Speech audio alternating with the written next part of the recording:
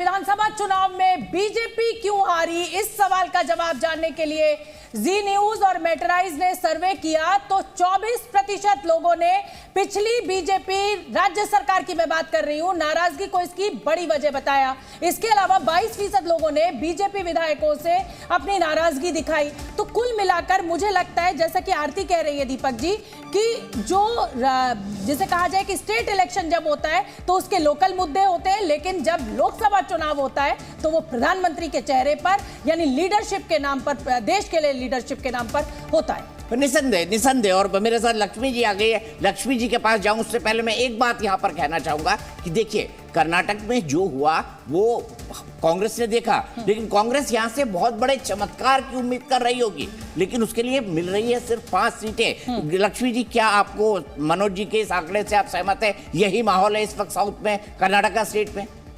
देखिए, कर्नाटक में जिस तरह स्टेट असेंबली इलेक्शन कांग्रेस ने जीता है उससे थोड़ा सा तो इम्पैक्ट तो पड़ेगा लोकसभा के इलेक्शंस में, बट जो कर्नाटक में जो 26 जो सीट्स बीजेपी, उससे थोड़ा सा कम ही होगा, उतना तो नहीं मिल पाएगा, क्योंकि कांग्रेस ने जो वेव के साथ कांग्रेस ने परफॉर्म किया है स्टेट असेंबली में, उसका इम्पैक्ट लोकसभा में पड़ेगा। ठीक है, देखिए अब शोभना जी, हमको अगले राज्यों की तरफ चलना होगा और मैं यहाँ पर एक राइडर और लगाना चाहता हूँ। जो दो, ठीक है, जो जब से दो और 3 सीटों का नुकसान अगर भारतीय जनता पार्टी को यहाँ पर होता है, 4 सीटों का नुकसान अगर कांग्रेस को 5 सीटें मिलती हैं, इसका मतलब क्या वो आंकड़ा तेलंगाना या फिर आंध्र प्रदेश या फिर तमिलनाडु या फिर केरल में मेकअप कर सकती है? ये भी एक बहुत बड़ा सवाल होगा, क्योंकि पीएम इस वक्त साउथ पे बहुत ज्यादा फोकस कर रहे हैं। आप राम की पूरी यात्रा देख लीजिए, वो साउथ के हर मंदिर में गए, तमिलनाडु के कई मंदिरों में गए, केरल में गए, लेकिन यहाँ पर हमें ये भी कर्नाटका में गए, संगीत रागी जी, मैं आपके जवाब महाराष्ट्र में गए, बिल्कुल। लेकिन यहाँ ये ध्यान रखना पड़ेगा कि क्या साउथ इंडिया में मंदिर और मस्जिद के नाम पर वोटिंग होती है? ये एक बड़ा फैक्टर है संगीत रागी। मैं आपको बता दूं, कर्नाटका बीजेपी की प्रयोगशाला पिछले कई चुनावों से रहा है, तो कर्नाटका में तो नॉन फैक्टर है। क्यों संगीत जी? लेकिन दीपक जी, विधानसभा में हनुमान जी के नाम पर वोट नहीं मिला था। देखिए, कर्नाटक जो है वो गढ़ है, राम मंदिर मूवमेंट के बाद ही बना था।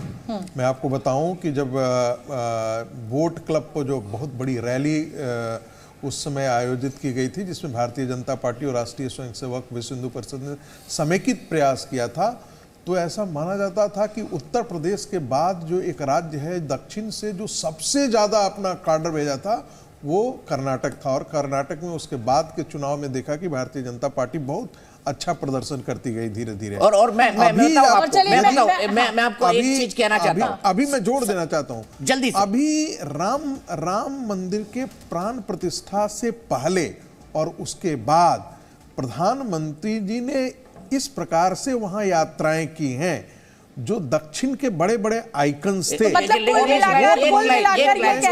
शोभना जी, एक लाइन ऐड करना चाहता हूं। देखिए, पीएम कितने केयरफुल थे जो मंदिर बन रहा था, अरुण योगीराज, जिन्होंने बहुत ही खूबसूरत मनमोहक प्राण प्रतिष्ठा की मूर्ति बनाई है, वो खुद कर्नाटक से आते हैं, वो खुद कर्नाटक से आते हैं। चिंता का सबब ये भी है देश के लिए कि क्या इस देश का वोटर आज भी, हम 75 साल आजादी के बाद बैठे हुए हैं, क्या आज भी हम धर्म के नाम पर, मंदिर के नाम पर और मस्जिद के नाम पर वोट देंगे? छोड़िए ना, अमेरिका में धर्म के नाम पर वोटिंग होती है, कैसी बातें आप कर रही हैं? संगीत रागी, अभी तो 4 घंटे आप ही के साथ हूं। आंध्र प्रदेश के आंकड़े की बात कर लेते हैं। 25 सीटों की अगर हम आंध्र प्रदेश की बात करें तो 19 सीटें वाईएसआरसीपी को जाती हुई दिखाई दे रही है, जबकि टीडीपी को 6 सीटें मिल सकती हैं। अभी तक के सर्वे में कांग्रेस और बीजेपी का खाता नहीं खुला है। अगर मैं 2019 के आंकड़े की बात करूं तो वाईएसआरसीपी को 22 सीटें मिली थी, टीडीपी को 3 सीटें मिली थी। और अब इस समय अगर हमारा जो सर्वे आज का 2024 का जो सर्वे है उसमें 19 सीटें मिल रही है, यानी वाईएसआर को बहुत ज्यादा नुकसान नहीं हो रहा है। मनोज जी?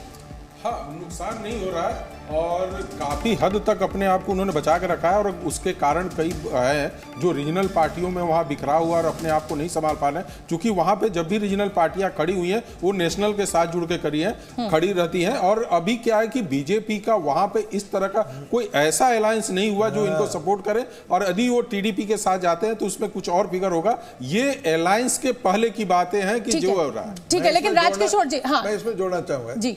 मुझे ये जो डेटा आपके पास आया है, आंकड़ा आया है, ये अलायंस से पहले का है। ये इसकी पूरी संभावना है कि भारतीय जनता पार्टी और टीडीपी के बीच में अलायंस होने वाला ठीक है। राजकिशोर वो जी, दीदी स्थिति आ जाती है वोट बैंक जो कांग्रेस ने तस्वीर उलट जाएगी। शर्मिला जी को जी न्यूज़